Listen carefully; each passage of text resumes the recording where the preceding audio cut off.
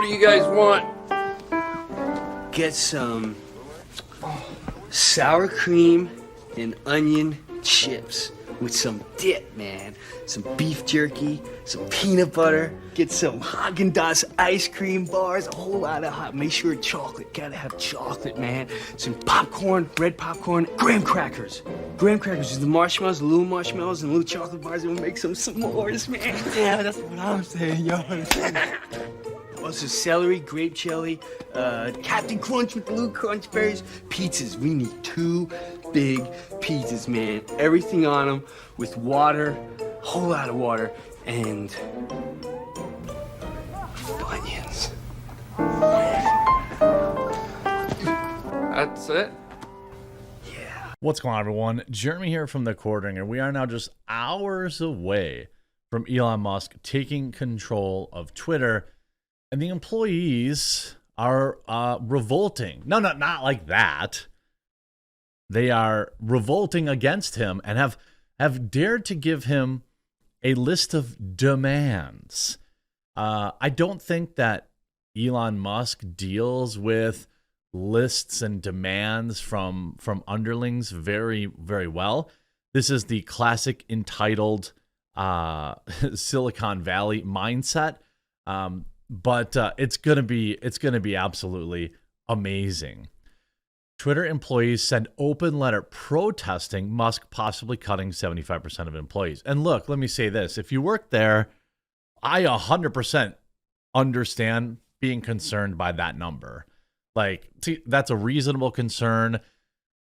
You know, it's like, oh, if he said like, oh, I'm going to cut 20% of staff, and I was a hard worker and I felt like I was adding value, like I wouldn't really be that worried. But like 75% means he's probably cutting a bunch of people that are probably decent workers. There's definitely going to be some people hit by strays here that are good people. They're not like the crazy blue-haired pro-censorship people that everyone thinks.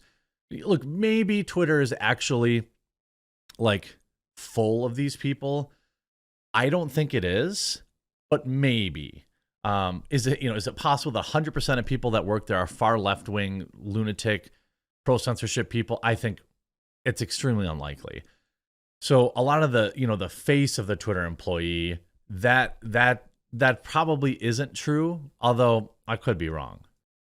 So Twitter employees have begun circulating an open letter criticizing Elon Musk's plan to cut 75% or replace, 75% of employees at the company. The letter comes at the time Mr. Musk told investors last week that he plans to cut 75% of the company's 7,500 employees, downsizing the workforce to about 2,000 people. The open letter calls the proposed firings, quote, reckless, and has a list of demands. It's probably not a great time to be making demands. You have no power here. It's a private company. Like, you have even less power now. You can tweet about it, you can whine about it, you can do whatever. But like, let me tell you something. Almost everyone there is replaceable. And if he can keep 2,000 positions, that's a lot of high value staff that the dude can keep. I mean, WhatsApp, which serves 400 million people, had a staff of 50. Okay, so I don't want to hear that you need 5,000 employees. The open letter calls for proposed firings. Reckless has listed them as including a fair severance program, which I would agree with, okay, for and the continuation of a permanent work from home model. Not going to happen. I saw a meme going around where it's like Elon Musk agrees to allow the permanent work from home program because you're not going to be working here anyway. Mr. Musk has been open in the past about his disdain for remote work environment at his own companies, and most suspect that should he take control of Twitter, we now know he's going to, most employees will have to return to the office. Well, that'll be an easy cut right there, right? You know what I mean? Look, I'm actually against remote work too. I ran the marketing department of an internet incubator company, which was a company that, we had like 10 different websites. We also had a search marketing agency inside of our building that we, worked for our various companies that we incubated. The idea was to build up these companies and then sell them, which we did successfully for a lot of years. And I was at like kind of the forefront of the work from home thing. I would let people work from home 1 day a week. And then even that became like getting reckless. We had to install special software to make sure that they were still working, like Odesk and stuff like that. If I remember, if you guys ever use that, like to know how many hours people were putting in, and it was like a total disaster. And so I just said, how about we just have 4-day work weeks? Because then at least I don't have the expectation that you're working. I just know you're not working. And, I felt like, there's really no substitute for being in the same room and bouncing ideas off each other. People say, oh, Slack's the same, and this, it's not. It's just not. I've worked in both environments, So I'm definitely, and by the way, literally all of my employees at the quartering are remote. So Ben, Steven, Al, they're all remote. Maggie is remote 4 days a week, and she only lives 10 minutes away. So I've had to deal with this kind of like, well, plus, it's hard to find a thumbnail guru in the cornfields of Wisconsin. But, that's why, ideally, I'd have them all here in the office. I would be getting way more production out of all of them, guaranteed. It's just a system. That's just the way it works. Especially if I choose to stay, in Wisconsin. If I want to move to like Austin or, LA or New York, I could have people probably, come into the office. The letter also hints at fears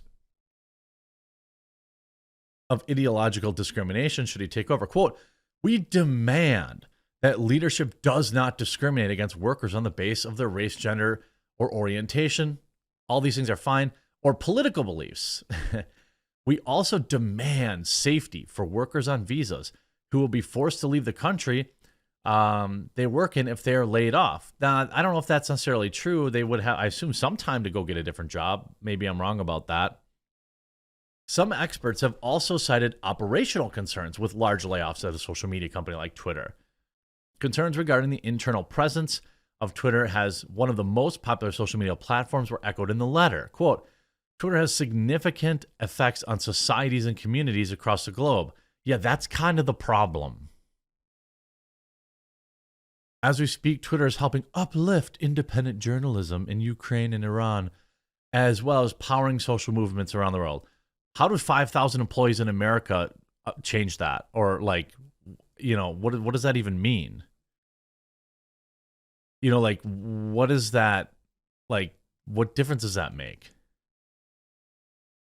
And Time reviewed a draft of the open letter circulating among Twitter employees to make their demands. Here's the full text of the letter. Staff, Elon Musk, and board of directors. We, the undersigned Twitter workers, believe, I don't know if they'll still have a board of directors once they're privately owned either. We, the undersigned Twitter workers, believe the public conversation is in jeopardy. No, that's the problem. See, it has been in jeopardy for the past 5 years because isn't it ironic? Isn't it like throw your head back and laugh, hilarious, that Twitter employees are concerned about ideological discrimination based on political beliefs? Isn't that a pretty funny demand to make? Isn't it? I think it is. Now, Elon's plan to lay off 75% of Twitter workers will hurt Twitter's ability to serve the public conversation. A threat of this magnitude is reckless, undermines our users and customers' trust in our platforms as transparent act of worker intimidation. Twitter has significant effects on societies and communities across the globe as we speak, blah, blah, blah. A threat to workers at Twitter is a threat to Twitter's future. Who sits, I don't know about you. I've worked, again, I've had the entry level jobs, washing dishes for the first 2 years of my life. Then I worked retail. Then I worked in business. Then and none of these places would I ever consider making a list of demands to my boss. I would just have found a different job. You know what I mean? It's just so weird and entitled. They threaten our livelihoods, access to essential healthcare, and the ability for visa holders to stay in this country they work in. We cannot do our work in an environment of constant harassment and threats. Without our work, there is no Twitter. Yeah, I'm pretty sure Twitter will be fine without you. We, the workers at Twitter, will not be intimidated. Well, you sound scared. We recommit to supporting the communities, organizations, and businesses who rely on Twitter. We will not stop serving the public conversation, but you're not serving the public conversation. See, that's the thing. We call on Twitter management and Elon Musk to cease these negligent layoff threats. As workers, we deserve concrete commitments so we can continue to preserve the integrity of our platform. You don't deserve anything. It's like, what's interesting to me is that you have this entitlement. What you work for is a company called, you're an at-will employee. You can be fired at any time. I guess I don't know if the state Twitter's in as an at-will employer, but everywhere I worked here in Wisconsin, you were an at-will employee. Your job owes you nothing other than like paying you for the time that you put in legally, right? They don't owe you job security. They don't owe you anything. Now, maybe you should have been more concerned with, it seems like they're so worried about the public conversation, something that they've been finely tuning and crafting to prop up the political candidates that they like, that they think are best for the country. It's actually enraging to read this. We demand respect, safety, protection, and dignity. What? Bro, what are you, 8 years old? Go get a different job. If you don't like it, leave. If you don't like it and you have a lot of value to add, there's 100,000 other companies you could go work for, all right? Nobody owes you a job. Nobody owes you, okay, safety's reasonable, but let's see how they define safety. We demand that leadership does not discriminate against workers based, okay, so no. I'm talking about like, roof panels, ceiling panels falling on your head. Like, we also demand safety for workers on visas. We demand leadership be respect the platform and the workers who maintain it. I guarantee you that Elon Musk laughed his head off. He opened up like a Pez dispenser and chortled hilariously loud when he got this. Like, how out of touch are you? The economy is very rough right now. I believe next year is going to be far worse. So, make your purchase decisions wisely. All these Twitter employees, which are probably severely overpaid, and looking at what the opportunities are right now, they should be filling out their resumes and trying to find a different job now. Because I don't think Elon Musk really cares about your feelings at all, and neither do I. I just want Twitter to stop with the shadow banning and deboosting and equally enforce their rules. And I think it becomes instantly better when they do that. I don't really care how many employees that takes. I hope you enjoyed this video. If you did, make sure you leave a like on it. And also the sub purge happened last week, so make sure you're still Sunday night, I think. So make sure you're still subscribed. And if you haven't yet, please do click the red subscribe button down below. I know you might have to make an account and that's annoying, but I would really greatly appreciate it.